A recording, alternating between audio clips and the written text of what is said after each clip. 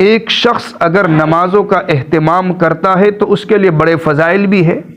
انعامات بھی ہے، لیکن اگر وہ نماز کا اہتمام نہیں کرتا تو اس کے لیے عذاب کا ذکر بھی ہے،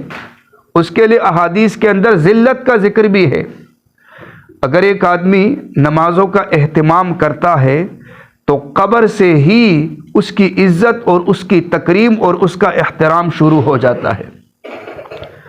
اگر وہ فجر کی نماز کے لیے مسجد میں آتا ہے، عشاء کی نماز کے لیے مسجد میں آتا ہے، اور تاریکیوں کے اندر اور اندھیروں کے اندر وہ سفر کر کے نماز پڑھنے کے لیے مسجد میں آتا ہے،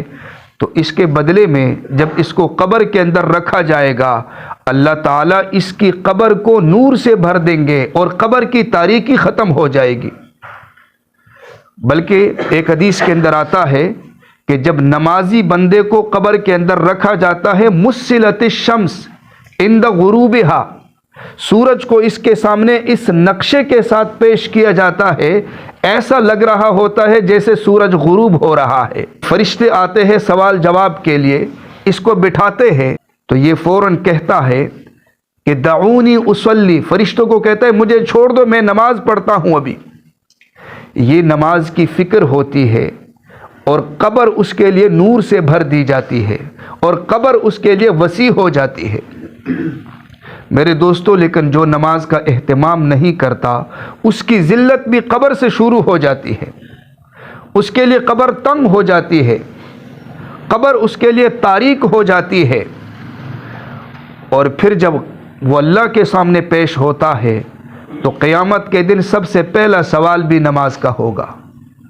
فرمایا اللہ کے نبی نے اول ما یحاسب بہ العبد یوم القیامت الصلاۃ، قیامت کے دن سب سے پہلے بندے سے نماز کا سوال حقوق العباد میں سے ہوگا۔ اب جب یہ اس سوال کا جواب نہیں دے سکے گا تو اس کی ذلت قیامت کے دن بھی ہوگی،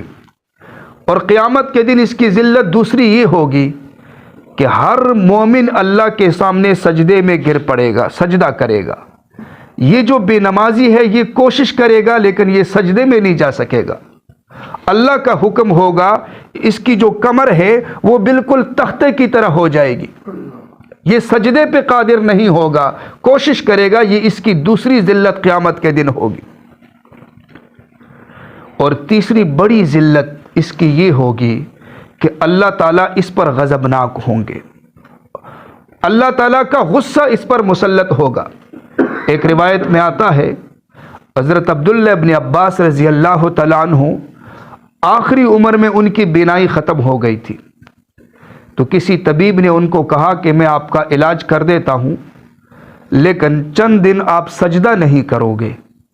فرمایا جب سجدہ نہیں کروں گا تو میری نمازیں ضائع ہو جائے گی۔ اس نے کہا علاج کے لیے تو آپ کو ایسا کرنا پڑے گا۔ تو حضرت عبداللہ ابن عباس رضی اللہ عنہ نے فرمایا کہ میری بینائی اگر ضائع ہو جائے اور آنکھیں اگر ضائع ہو جائے تو اس کو تو میں برداشت کر سکتا ہوں، لیکن اگر سجدہ ضائع ہو جائے تو اس کو میں برداشت نہیں کر سکتا، میری نمازیں اگر ضائع ہو جائے تو اس کو میں برداشت نہیں کر سکتا۔ اور فرمایا کہ میں نے نبی صلی اللہ علیہ وسلم سے سنا، اور آپ علیہ السلام نے فرمایا من ترک الصلاۃ لقی اللہ یوم القیامہ وہو علیہ غضبان، جو نماز نہیں پڑھتا، نماز چھوڑ دیتا ہے، جب وہ اللہ سے ملے گا قیامت کے دن تو اللہ تعالیٰ اس پر غضبناک ہوں گے۔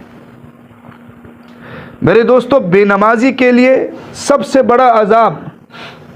اس کی بینائی بھی ختم کر دی جائے گی، وہ اندھا ہوگا۔ قرآن کے اندر اللہ فرماتے من اعرض عن ذکری فإن له معیشۃ ضنکا۔ ہم نے کبھی اپنی نمازوں کی فکر کی ہے؟ جو نماز پڑھتا ہے اور اس کی نماز درست نہیں ہے وہ بھی تقریباً اسی فہرست میں ہے۔ یہ فکر ضروری ہے۔ دنیا کی چیزوں کی کتنی ہم فکر کرتے ہیں،